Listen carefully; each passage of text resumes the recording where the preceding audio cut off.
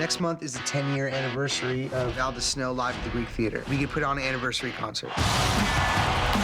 He's rock music personified.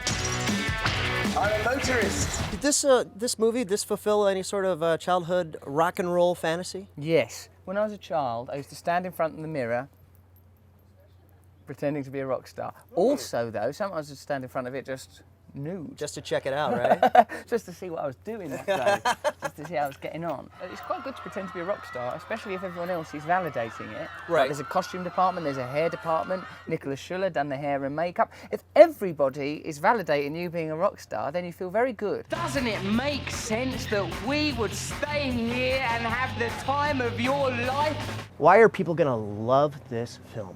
I think seeing the two of them together, Jonah and Russell, is sort of a very magnetic combo that you kind of can't take your eyes off of, and they're so different and yet they work so well together.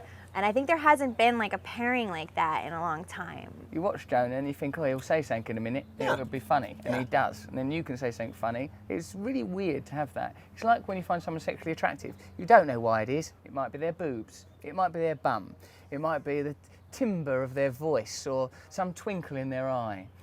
With Jonah Hill, it's all of those things. I always like to think, on these kind of movies, and this film in particular, it's probably, it starts off with a great script by Nick Stoller, and then it's usually around 60 to 70% scripted and 30 to 40% improvised. It's always changing, because Jonah improvises the whole time, I improvise the whole time, but you can't suddenly go, how dare you, I'm getting on a rocket ship to Mars. Quick, build a rocket ship. It has to stay within the general context. I didn't know that you were adopted. You can't change the nature of the film. Right. Oh yeah, well I've got a gun. You have to stay within the basic precepts of the film, which is restrictive, because I would have loved a rocket ship. I would have loved to sit there with all those things. I think would have made the film much weirder.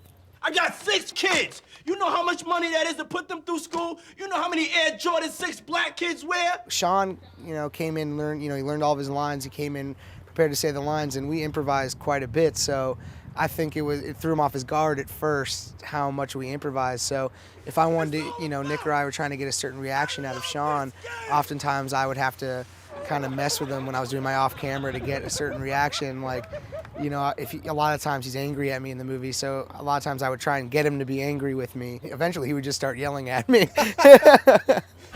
Your job is to control the artist. If he's too messed up, you hit him with this adrenaline needle. Like from Pulp Fiction?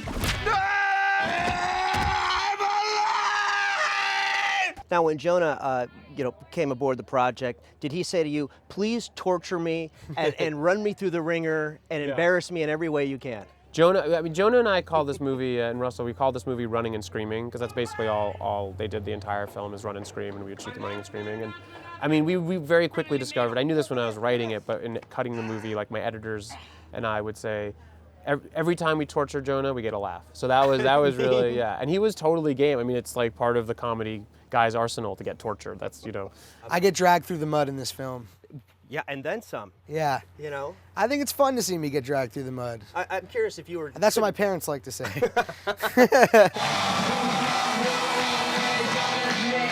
Did you know that Russell had that kind of rock and roll voice? I mean, God, he's got great pipes. Yeah, I knew, because from Sarah Marshall we recorded 2 songs, and he did a great job on that.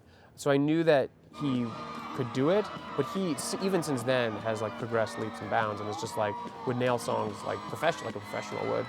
I heard that you recorded like 15 songs. Yeah. You actually got to be the rock star. Well, it's really hard, mate. You have to go to a special room and you're in a booth, and sometimes you do a blow-off in there and it takes ages for the smell to dissipate. Also, you have to wear special headphones. You hear your own voice talking to you. That's weird. Yeah, it's you, down your own ears. Also, I was in there ages and sometimes I was hungry. Oh, yeah. And they wouldn't feed you? They said I couldn't have nothing till I'd done my song. Till you finished the song. That's bullying. It is. Call it what it is, bullying. Hey, good morning. What time is it? 5 a.m. Should we go jogging? Are you kidding around?